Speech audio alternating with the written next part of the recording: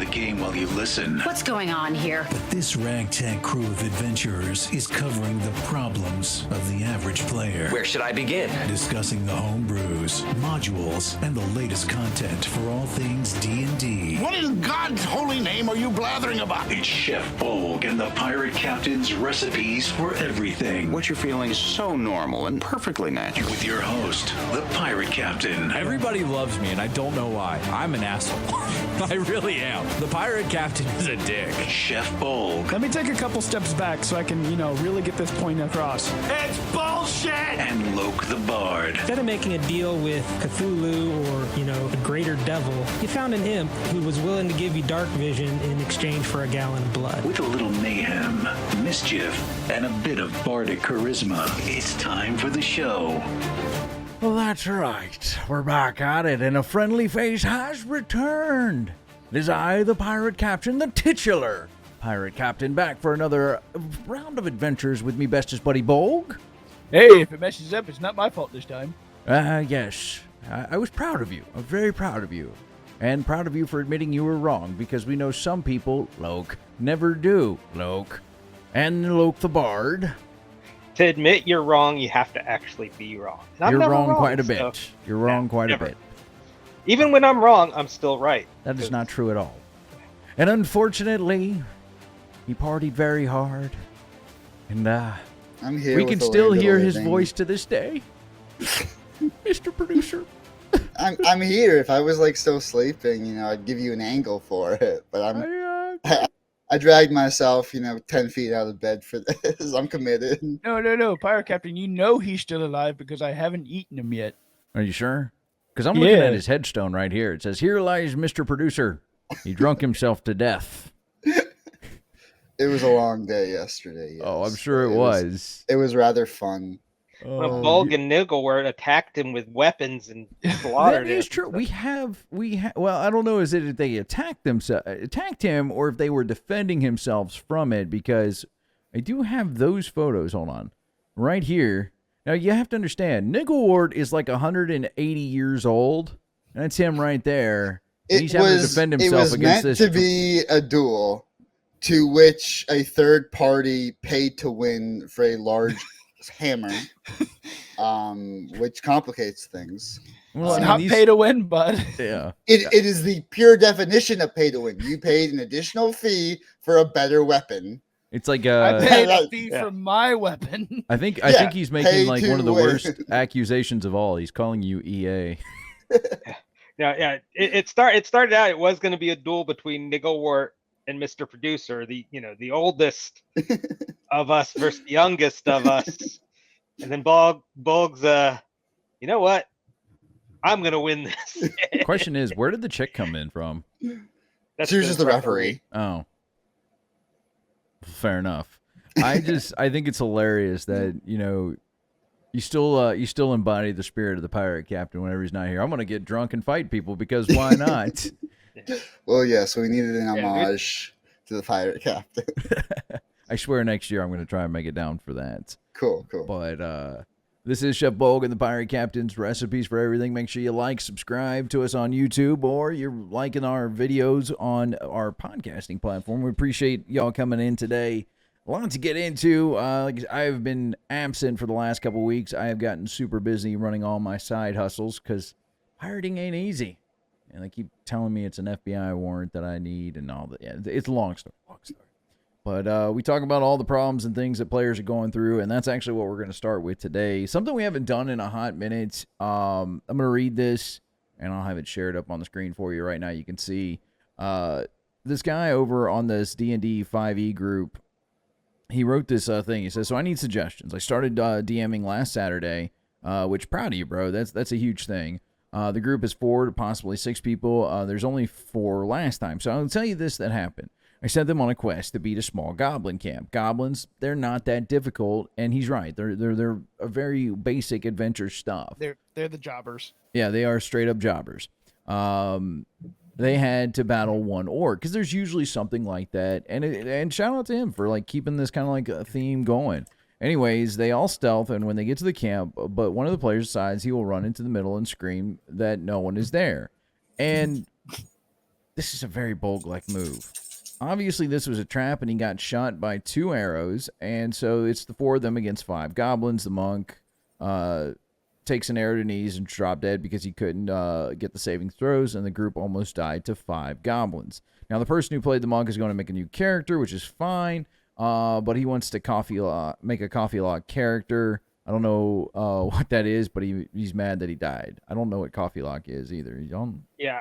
Coffee lock it's a combination of a sorcerer and a warlock, where they are taking advantage of the short rest mechanic of the warlock to get your spell slots back, and the meta magic of the sorcerer that allows you to convert spell slots into the points. That's so funny. Yeah, it's basically endless spellcasting. Yeah, you basically take the warlock points, convert them into meta magic points. Then you take those meta magic points and turn them into sorcerer spell slots. Take a short rest, get more warlock spell slots, and do it again. Wow. And you just keep building up spell slots that way. The trick is you can never take a long rest, because if you take a long rest, you lose all the extra spells you made, and that's why it's called the coffee lock, because he has to stay up all night. Which there are features that like there is an invocation that the warlock can take that makes them no longer require sleep. There are ways around it, and then there's the cocaine lock variation that came out where you basically, if you take a class that can get greater restoration, you use, because the penalty for not sleeping is a level of exhaustion, and you just use diamond dust to get rid of your levels every time you get one. Interesting. That's why that one's called the cocaine lock, because you're sniffing diamond dust. I like the concept. I don't care for the play style, but it's obviously a very experienced min-maxer trying to take advantage of a inexperienced new DM. Hold that point, because I'm with you on that one. He says, "Isn't that it's not his fault that he died, right?" And he's absolutely true. Right. I cannot. I mean, you can fudge your own rolls and say, "Oh, you got hit," but he says, "I mean, I attacked everyone to make it fair.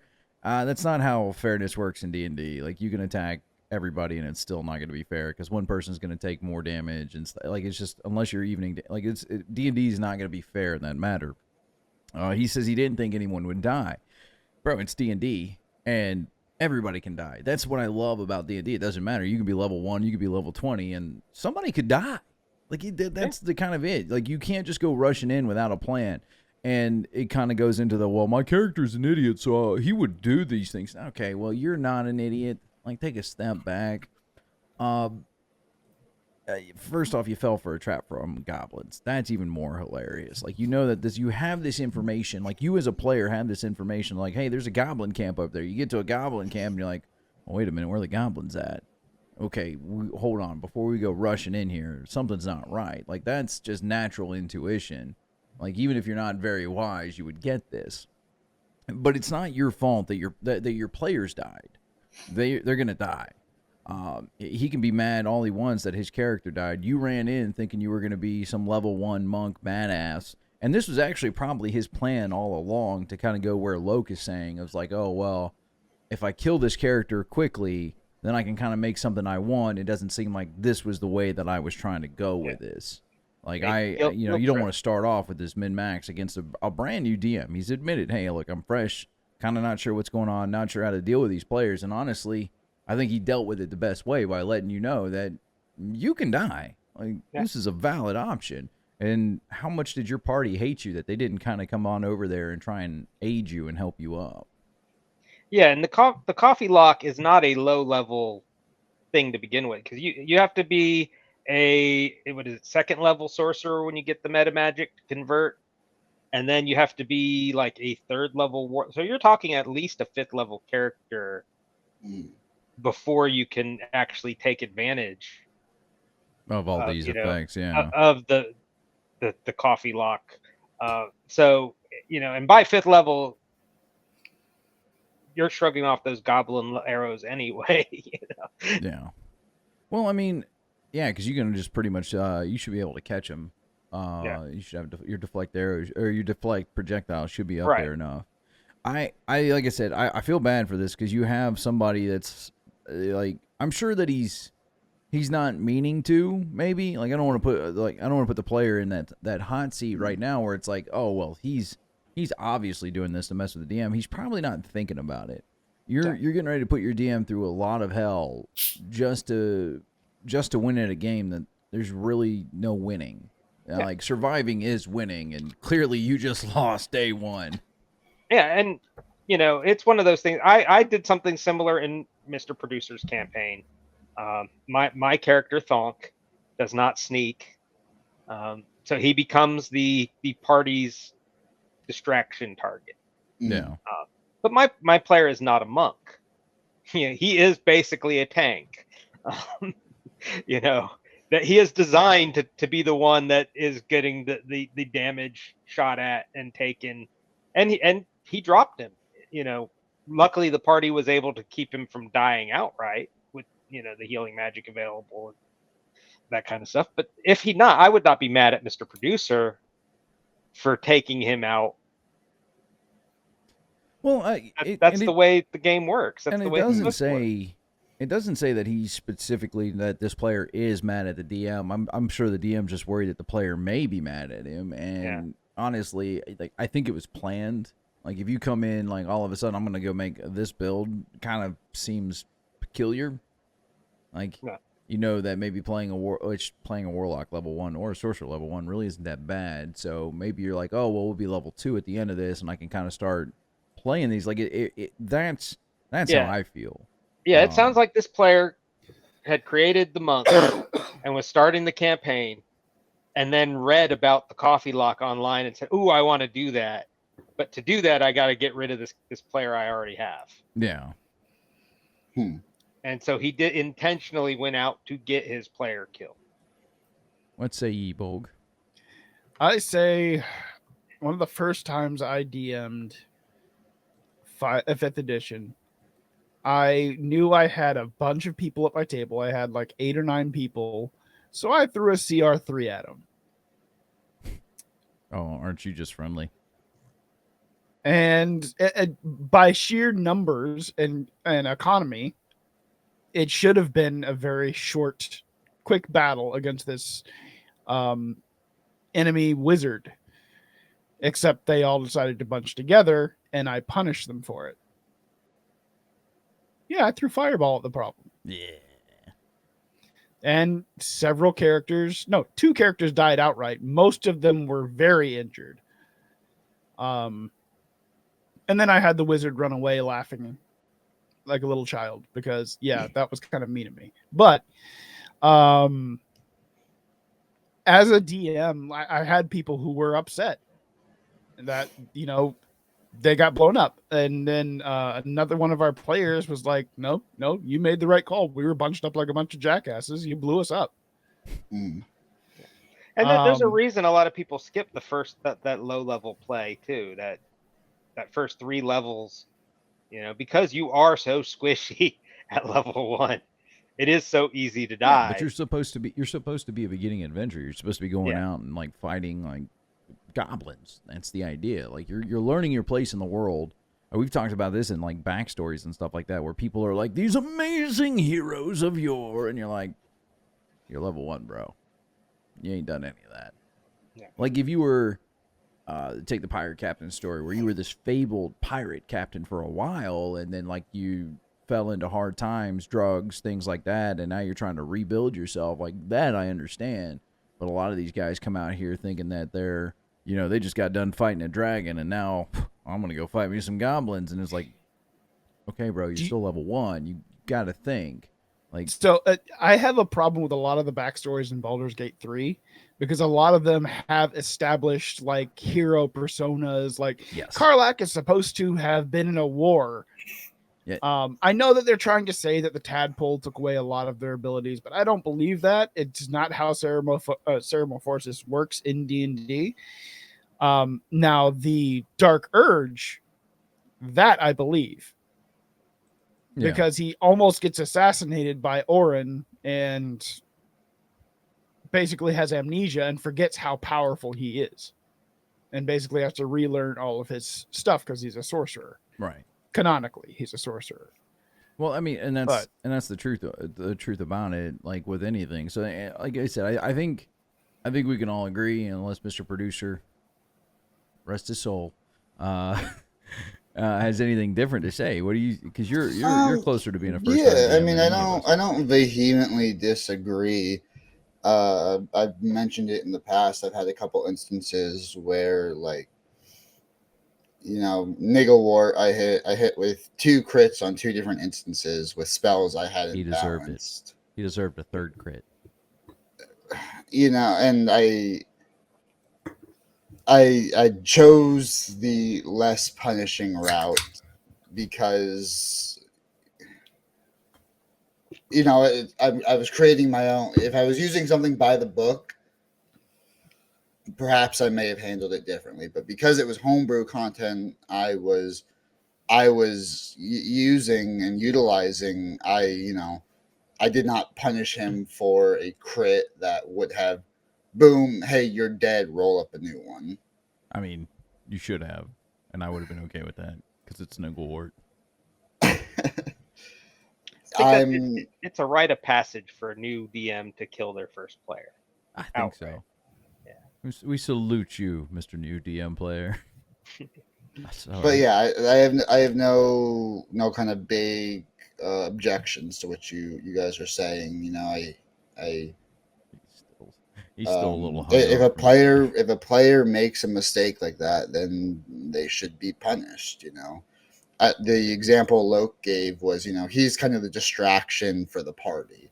This guy kind of vehemently ran into a middle of a cave and was, you know, asking for trouble.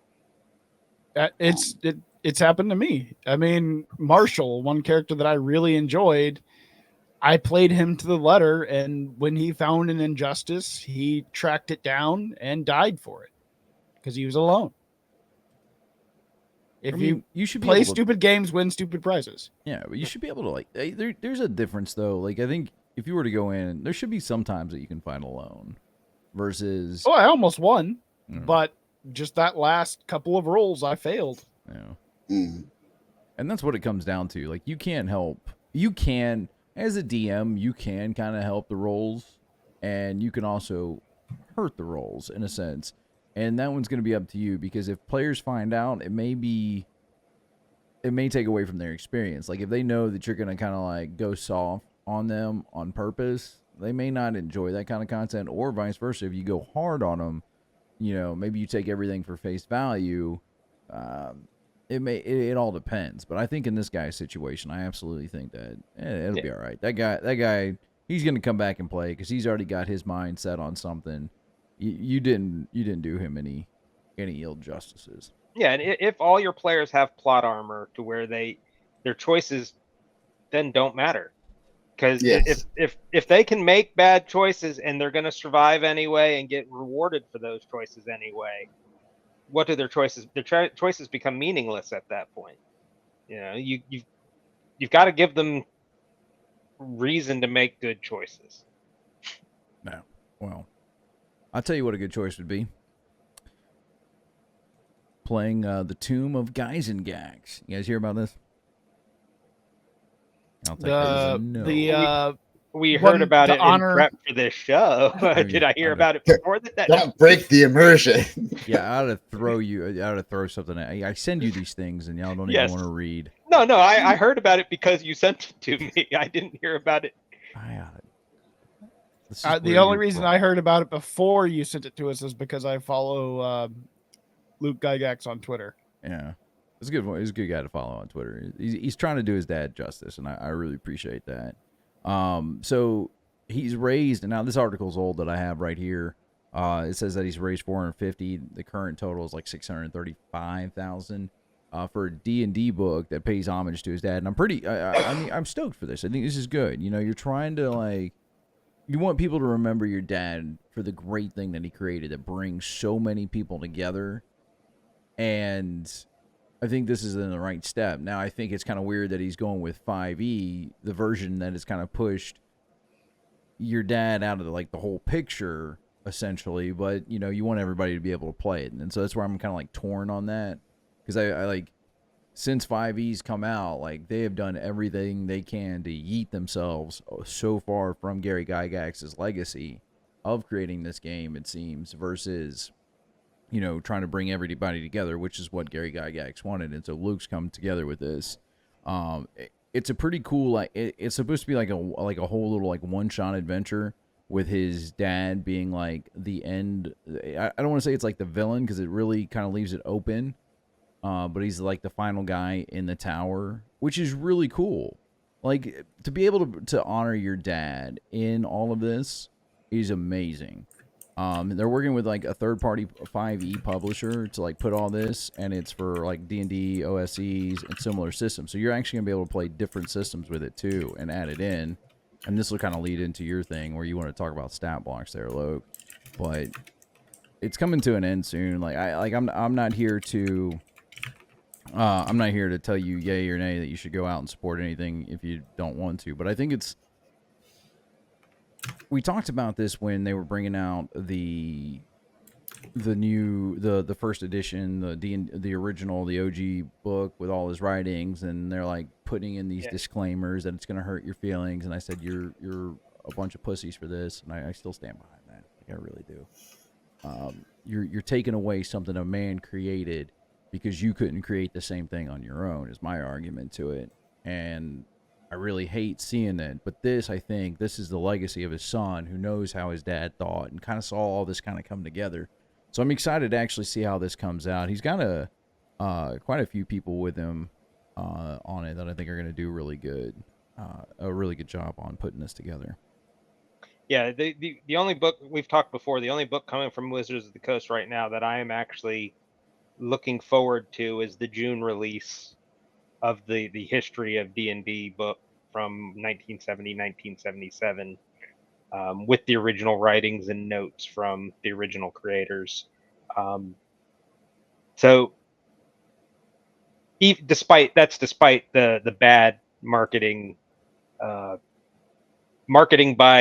negging, I guess, because it's like, yeah, we're putting this book out, but you're not gonna like it because it's not woke. Well, yeah, but that's not what D&D is about anyway. So they're just trying to get they're trying to get the other side of D&D's clientele to buy it. Yeah. So now.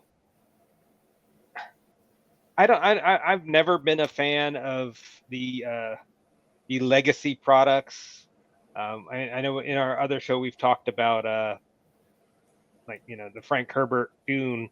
His son had took over and wrote a bunch of Dune novels afterwards, and so to do a tribute thing like this, though, I would say is the exception to that. Well, I mean, he's not trying to create his own competitive product to D&D. He has, though. Continue, well, not for this. Right. Okay. Yeah. This is a straight tribute module, and that like I say, I think that's more the way it should be. That he's being more correct this time. Yeah. I think that it's really cool to see him come back, and he's got a lot of people backing him. And you got to figure, Mr. Producer, get your calculator out. 635,000. Let's just round it up to 636,000. Divided by. Let's just go ahead and round that up by 3,000, and see what the average person is putting into this campaign right now. That calculation gets $212. So you have like people who are putting up the words of $212. So it's something that people want to see, something that people are excited about, and I think it's actually awesome that people still kind of want this content. That you know when you go in, you're not gonna be lectured on why you're the bad guy, even though you're supposed to be the hero, but because you're a half orc or because you want to do some of these that you're just not what we want here in D&D. And I think it's really cool, and I hope that this kind of comes through and actually does well. Like because this means that people still want this D&D content. They just don't want the stuff that Wizards is putting out, and we all know that Wizards isn't really putting out good stuff right now. Like you're saying it yourself. I'm excited only for one book that they're putting out, and wasn't that book going to be like? Did they say the price on that book yet? I've not seen the official price yet. It's going to be like rumors are putting it around $100. Yeah, I could see that, and that's the truth about it. So people still want this. They're willing to pay $212 for this. That's not even coming out, and yeah, it's only like 3,000 people, but that's still a lot. The fact that you have $635,000 coming your way is pretty amazing. It'd be really nice to see them finish this through and kind of like see this hit the shelves going through. So we'll have this linked in the description below. Make sure you guys are subscribed to the channel for more different content like this. Don't forget, on Fridays, alternating Fridays, you'll be able to catch a Damage Rolls hosted by our very own Dead Man. That's me. Yeah, he's dead. I tell you, he's so beautiful. His tombstone, just amazing. They really did a good job with it. So, there will be an exception. This week's Damage Rolls is going to be pushed to next week's to coincide with the launch. Okay, so you guys taking the Friday off? Yeah, so we are delaying by a Friday because we're putting Launch. a big special. Launch like a nuke instead of a release. I like it. I like it, Logan.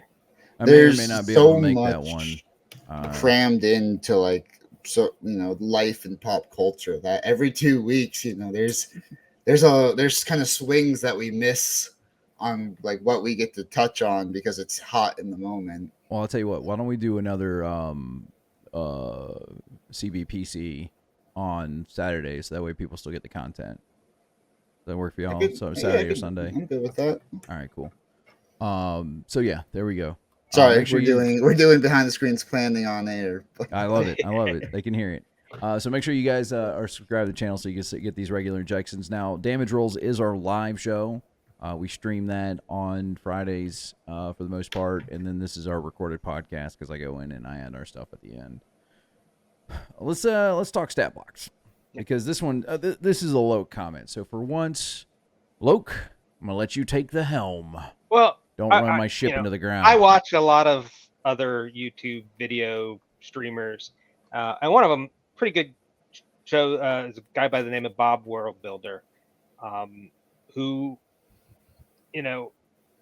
proposed tonight. He did a video comparing the Shadow Dark RPG's style of stat block and the MCDM style stat blocks to the standard 5e monster stat blocks.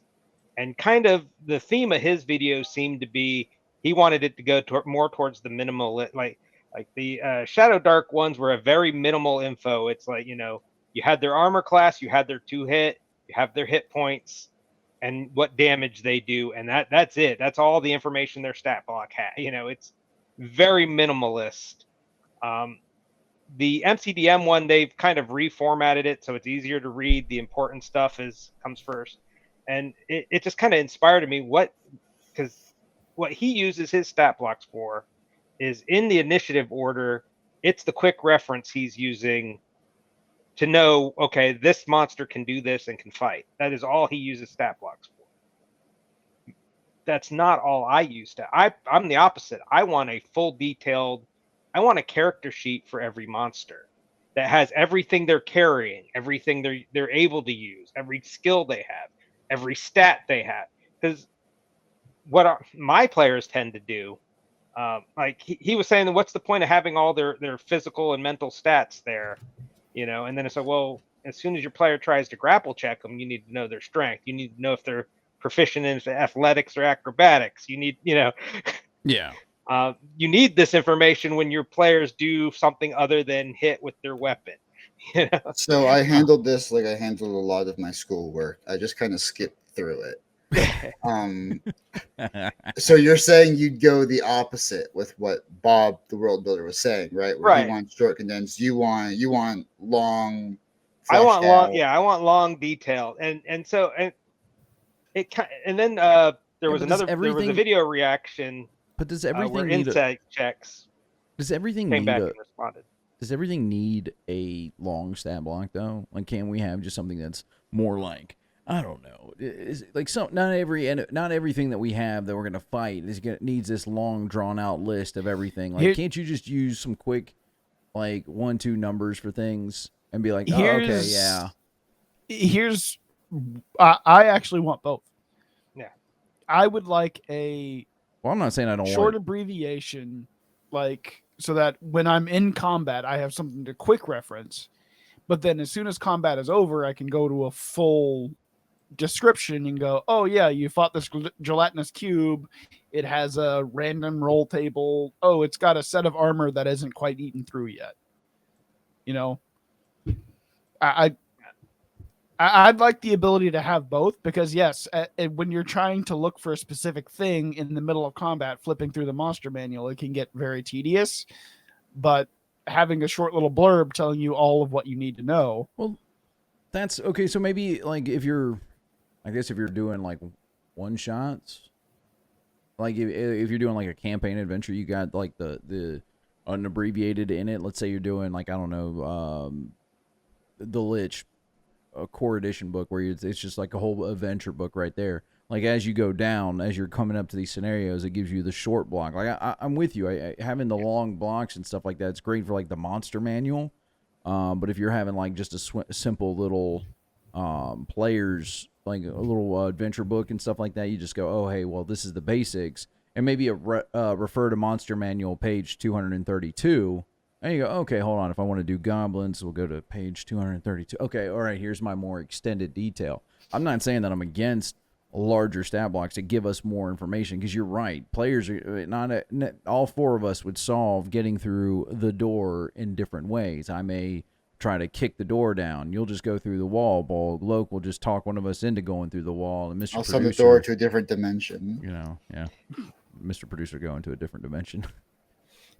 Yeah. Send them to the Shadow Realm. Yeah, and that's where it gets complicated, because if you're running if it's an adventure module and it's a uniquely created creature for that module that's not in the monster manual, do you still put that short synopsis stat block and then put the reference as the index instead of the monster manual? That I could see that as a fair compromise.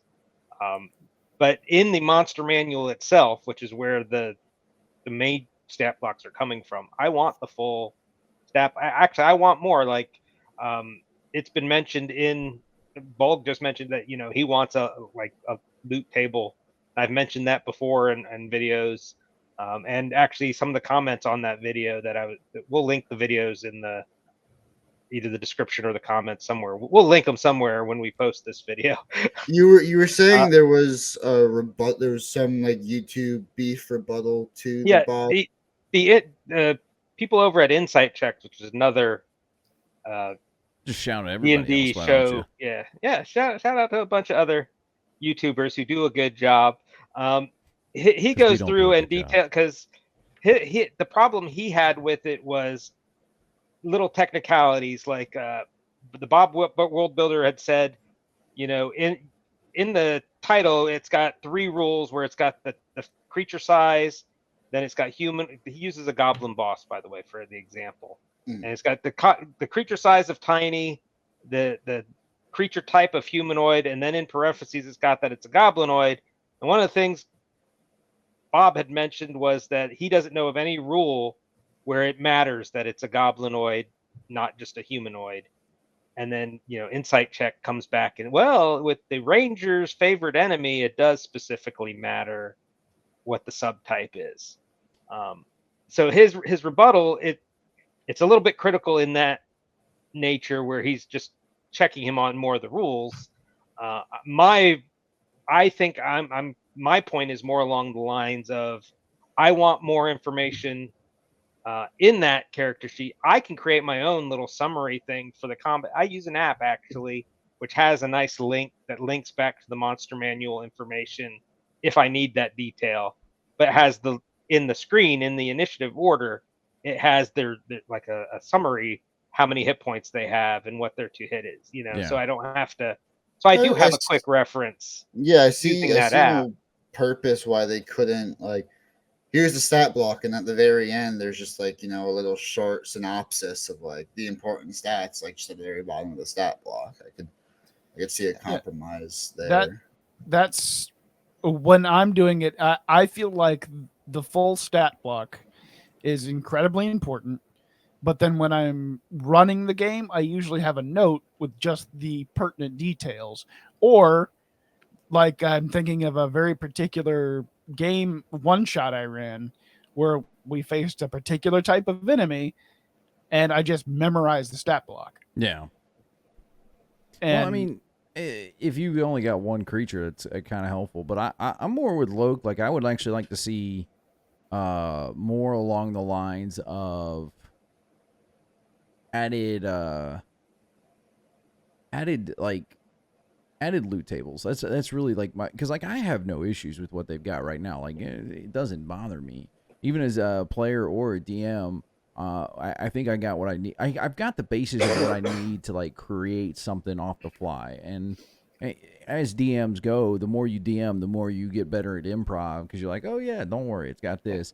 But having something extra like the loot tables would be really nice. Like, oh, hey, by the way, these have this or that have this. Because maybe players want to start doing more like, I love, one of my favorite things of like World of Warcraft or like any of these RPGs is going out and farming things for the different versions, like to craft something would be really nice. But to know that, you know, well, we need to get this scale from this type of scaleomancer or something like that would be amazing to have.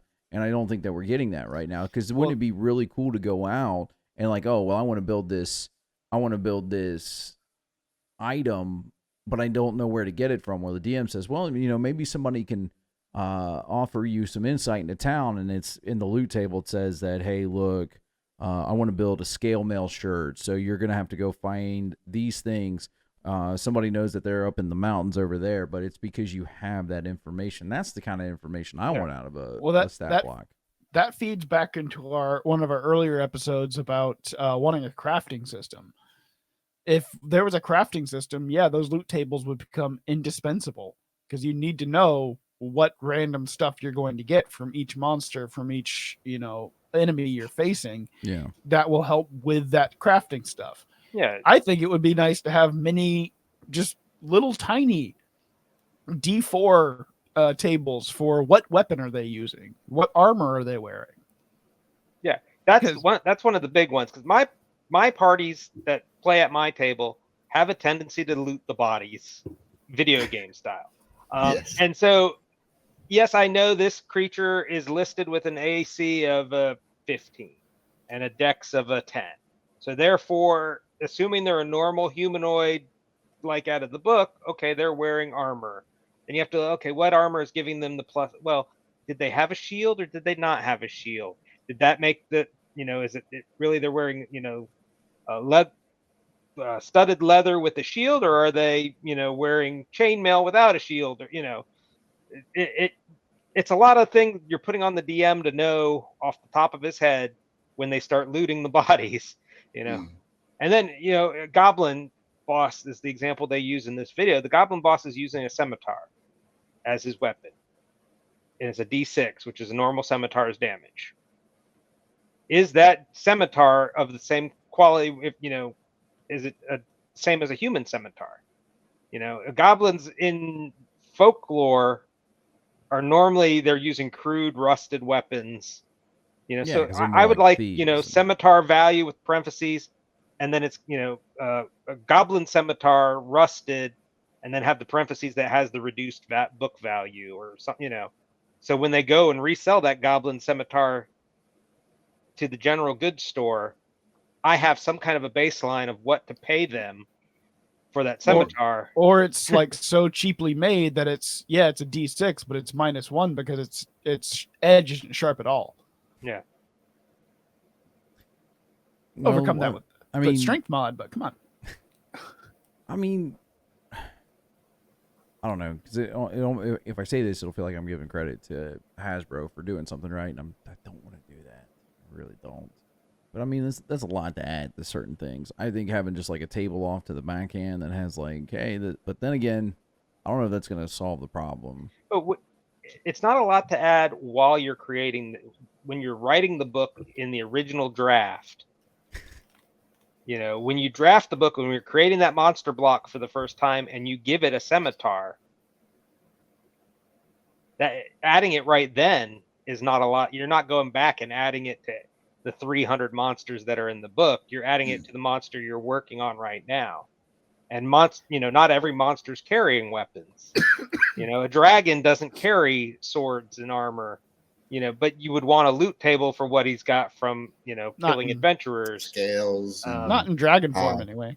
Yeah. But yeah, and then you're going to want, what's the odds of harvesting a dragon tooth or harvesting dragon scale? How many dragon scales can you harvest from an adult dragon? All of them. Yeah. How many is all of them? You're allowed to take 3. No more, no less. Well, I think how much does a dragon scale weigh? How big is a dragon scale? Yeah. What the but isn't it like monster manual stat blocks do is they set a very good average for each monster. Like if you go to the bog standard bandit, there are going to be bandits wearing chainmail. There are going to be bandits wearing leather. There's going to be bandits wearing padded armor. There's going to be bandits shirtless with nipple rings. They're all out there. I was assailed by a gay pirate yesterday. He was trying to tell me the tale of his gay pirate romance novel. What? That was interesting. But I did think nothing of the sort. What they want is for the DM to go, well, okay, if they're fighting bandits, mix it up a little. You know what the values of all the armors are. You know what the values of all the weapons are. Play with it. This is just the standard average bandit. Mix it up. Right. Yeah, but okay, now I got to go back for the player, because isn't that putting a lot on the player to try and come up with all that stuff? That just seems, man. I don't know where I stand on this. I think the stat blocks are fine where they're at, to be honest. I would like a loot table for sure, but I think I really do. For ones, I can honestly say I think they're generally decent. Anything that I need to give them or come up with, I'm going to tell the players, this is what you loot the goblin scimitar, and you're like, well, what's the difference between this and mine? Roll investigation check. Your investigation check passes. All right, well, you find that it's crudely made and it's rusted out. It looks like it was a scimitar of an ancient civilization that they just looted from a rundown barracks. It effectively does 1d3 of slashing damage, but it can't be wielded by somebody of large size or above, because you just crushed in your hand essentially. That, I can come up with that on my own and kind of write it down. And if they don't write it down and they go, well, I use this goblin scimitar to attack, it's kind of on me if I didn't write it down, or they go, well, it does normal scimitar damage. No, it doesn't. I have it right here where I wrote it down, because as a DM you should be taking notes. I said, I would just like to see more loot tables. I'm fine with that. Having a whole and having that scimitar in the loot table. Yeah. Yes, you looted that scimitar. And at that point it's a standard scimitar. Fine, whatever. But there are other, something a larger creature, a minotaur or an ogre is using, where they're doing, instead of doing the 2d6 a maul does, the maul they're using for some reason does 46 because it's bigger and better, and then your player wants to take that maul. What damage does that maul now do in a player's hand? Right. Standard maul damage? Well, or is it just too big? You can't use that. That's not a lootable item, or it's lootable as scrap, not as a maul. You can't, because it's physically, you can't use it. It's too big. And it's a boulder tied to a tree trunk. Yeah, I think those kind of questions should be answered in whatever loot table is presented. What you can harvest from this, and it could be a percentile. You may not be able to harvest the eyes of Medusa or whatever, because you have to have you have to be skilled to do that. It may be a 1 in 1,000 chance. That's fine. Well, I mean, But you would end up having to have more skills with that because, and that goes back into yet again a conversation we've had in the past of, yeah, we need more skills on the table because it would that would probably be a breakdown of survivability of what would they call that? Yeah, skinning. We'll just call it skinning for purposes of this. And you just add your modifier to the, you roll the skin table under the loot table for harvesting. Harvesting. There you go. Body harvesting. Yeah, you have your loot table broken into harvesting, reclaimed items and stolen treasures. You break it down into 3 parts and you roll 3 rolls and determine this Medusa, you were able to harvest the eyes of 6 snakes from her head, which are, a alchemy item. You were able to take her scimitar that she was fighting with, and in her lair, she had 3 magic items that are from this table because she took them from previous adventures she fought from. Right. Having that information in the box there makes the DM's life so much easier. Right, but then you've got to also, play with how was that Medusa killed? Was she blown up in a fireball? She's not going to have eyes. Those eyes popped like cherries in the fire. Well, and that's where the percentile, like you make it, the eyes are a 1% chance, skin is a 30% chance, and I don't know. But at some point you have to just say the heart of Medusa is a 90% chance. Okay, so that heart's going to survive. Let me defend Hasbro on this one. Yeah, and this is kind of like where there was a big topic a few weeks ago in the World of Warcraft community where people were like, because they have the new game Plunderstorm out, and Asmongold. Now it's my turn to shout out somebody. I don't really care for him, but he was talking about how, well, there's add-ons in the game, and it's what's ruining the game, and it's if your game was good, they wouldn't need add-ons. It's like, well, you can't expect developers to think of everything. You really can't. It's impossible. I guarantee you, the 4 of us collected have probably had more original thoughts about D&D than their entire development crew, which I think is like 10 people now. So, it works out. The math is in our favors. But we can't expect them to think of everything. Right. Everything. Now, we can ask for these things, and that's kind of where we're at right now, where we could go, hey, can we get a better loot table? Can we get this? And if they're not going to listen, then we've already said, hey, there's probably a shitload on the cutting room floor we don't know about. Oh, I would agree with that. And different people want different things from their game developers too. I personally, I want heavy game mechanics. I don't want lore. I come up with the lore. That's the job of the DM, in my opinion. Yeah. I want mechanics. I want rules. I want how things work. Have they been shoving a lot of lore into their recent books? I haven't dived too deep into it's a lot of setting based stuff. Yeah. Yeah, and in the monster manual, they'll go through the habitat and behaviors, of the different goblins they behave this way, and their social structure is this, and that kind of stuff I don't need. I need, a loot table. When I kill 30 goblins, how much gold is my player picking up?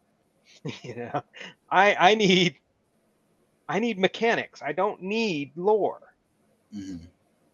Now, there's others out there there's big fans of the Forgotten Realms and the settings, and who want the lore. If I want the Forgotten Realms lore, I'm going to go read the Forgotten Realms books. I'm not playing D&D in the Forgotten Realms for the lore. Right. I know people who use the Forgotten Realms setting because they've read a lot of the books and they liked it, and they don't want to take the time to develop their own world. But that's not me. That's not what I'm looking for. Mm-hmm. And so Hasbro does have the tough job if they have to, balance what everybody wants to get the greatest market share they can. And that's the job of the company. I don't like I said, because I'll be the first one to say I don't want to give them credit for it, but this one I have to kind of give them credit for. Like, you can't just think of everything. Yeah. It's just impossible. And so you have why not just create your own right now? Like I'm challenging you on you look, just create one and publish it out there.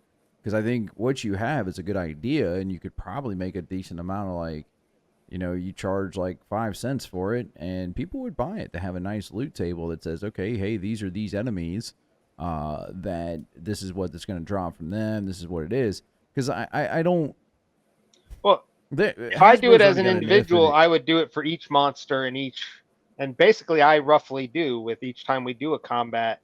When I reward the loot to the party for killing the goblin boss, they're taking his scimitar, his armor, you know, because we're rating on like a video. Yeah, 2d6 gold. You know, I'll make it up as we're going along for my table, but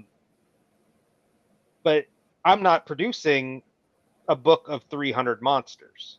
You know, Is there a way 300 stat blocks. That math graphic going over my thing right now, because I am imagining just putting this book together. Yeah. like I'm getting the inspiration for, like, we could create tables just based on not even each monster, just kind of generic. If it dies by fire, there's these % chances on a D100 that you're going to pull what you want. These % for ice, these %, like, instead of like monster, it's body, it's armor, it's weapons, and then you can reference that. There's also the added complication where, for example, the Beholder is a Wizards of the Coast IP. You can't produce a Beholder in a book that you're making out to the public. So we call it. If I were to redo the Beholder stat block in my format, you're coming up against the you know, and I put that the in ice knock beast. Yeah. Hold on, I think I got something for you on that one. Hold on, let me. I didn't know they held the rights. What other? The There Giver. That's what we'll call it. It's not a Beholder. It's a There Giver. Well, no, he had said the eye stock beast because that is somebody else non-Wizards production. That's what I said. We'll call it the There Giver. You got the Beholder, but ours is the There Giver.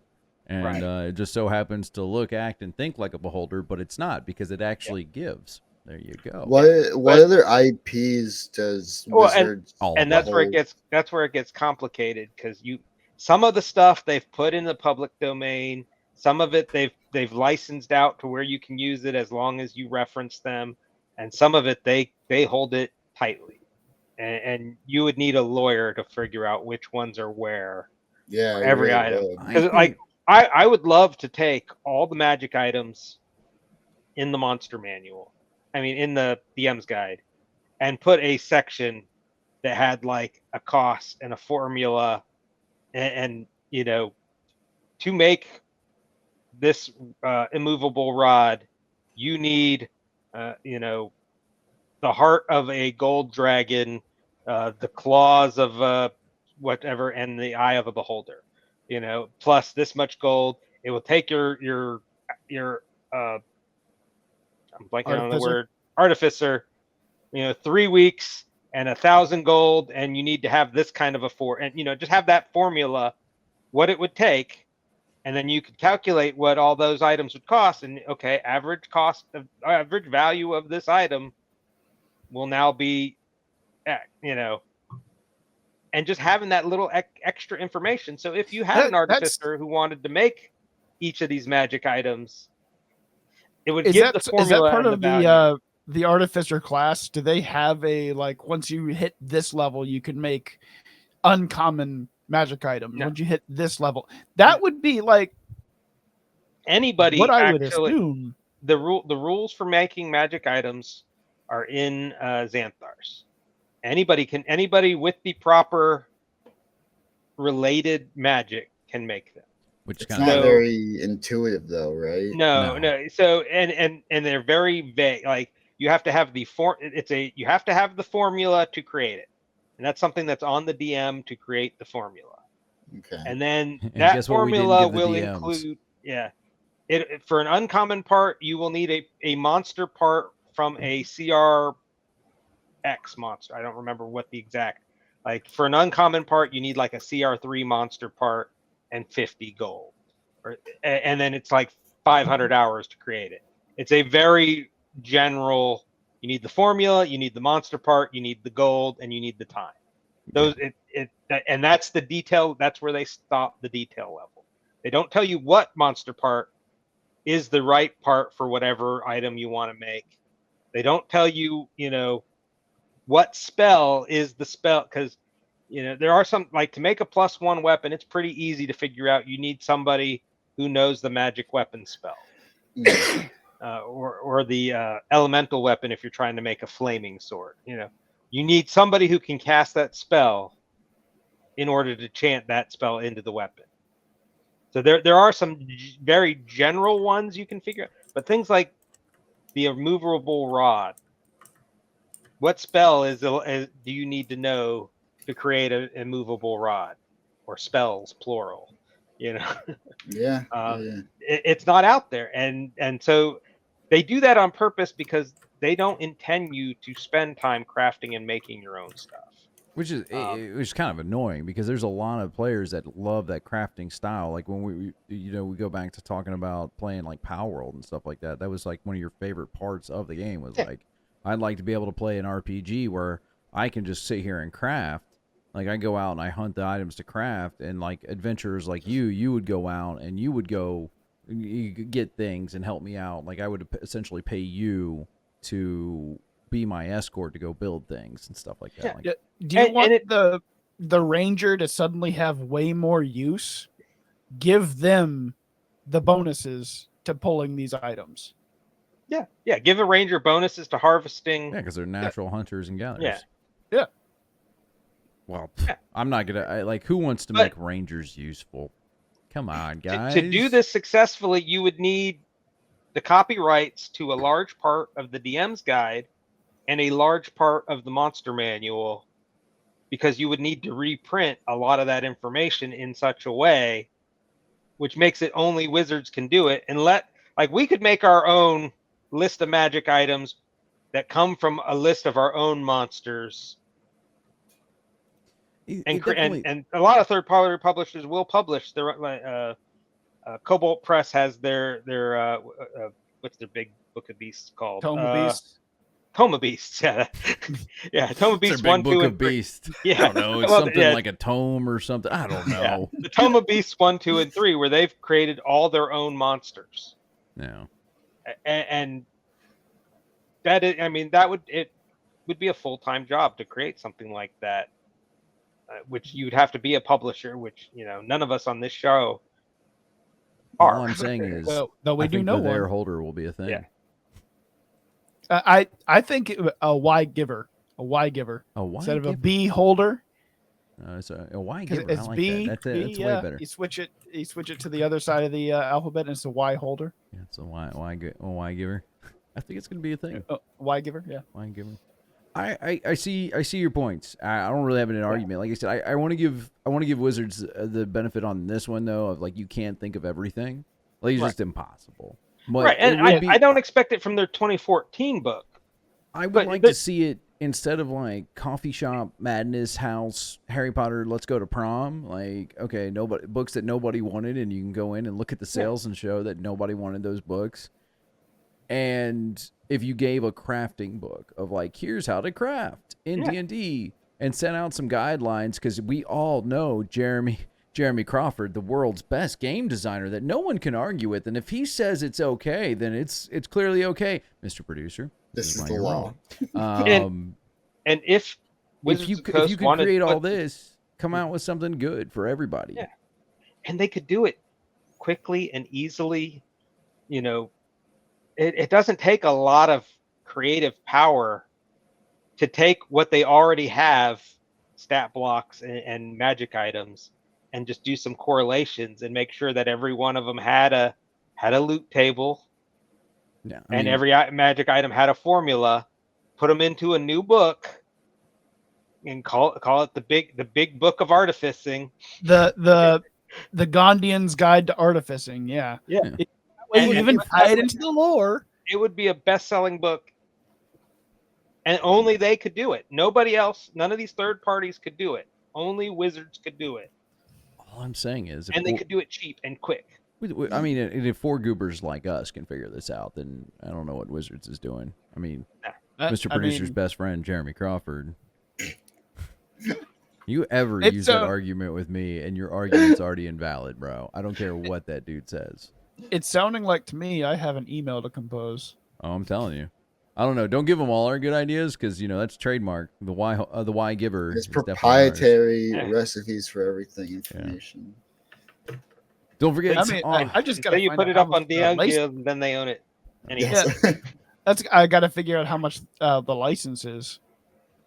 Because that's what are you going on about, Bolgg? I'm serious. The gears are a turning.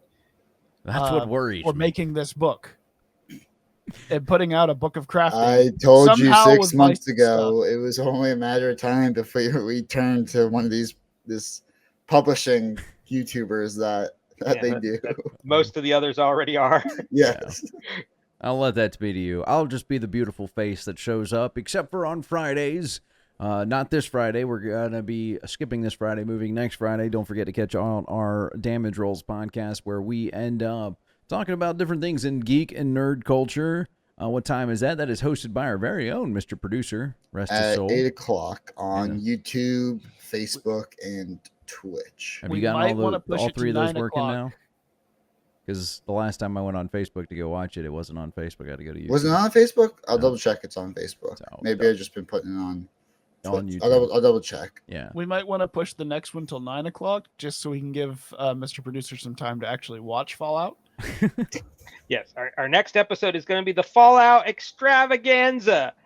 I'll do my homework. Celebrating the launch of Fallout, the TV show, on Prime. I'm still under We'll keep the first part of the show really non-spoiler, just our There's reaction, gonna be, but we cannot promise the whole show will be non-spoiler. There's going to be ads, aren't there? Yeah. Because Bezos needs his ad money. If you have not upgraded your Prime, Prime did a change where the standard Prime now has ads. You can upgrade. We're not here. No. All right, we're not getting into this. We're closing off for the day. Yes. Sorry. Yeah, that's a. Yeah, y'all can figure out your Prime memberships later. This is Chef Bolgg and the Pirate Captain's Recipes for Everything. We are a D&D podcast. We appreciate you hanging out with us. Make sure you like and subscribe to the channel for more content. Follow us wherever you get your pods from. We really appreciate it. And as always, say goodbye, Bolgg. Goodbye, Bolgg. Say goodbye, Loke. Yeah. Say goodbye, Mr. Gravestone. Later, guys. Yeah. As always, happy adventures. Yarr. You've been listening to Chef Bolgg and the Pirate Captain's Recipes for Everything, featuring Loke the Bard. Like, follow, subscribe, and share this podcast. You can also find them on Facebook, Twitter, and YouTube. Just search for Chef Bolgg and the Pirate Captain's Recipes for Everything. Questions, comments, and mutiny requests can be sent to bolgandpc@gmail.com. And as always, happy adventures.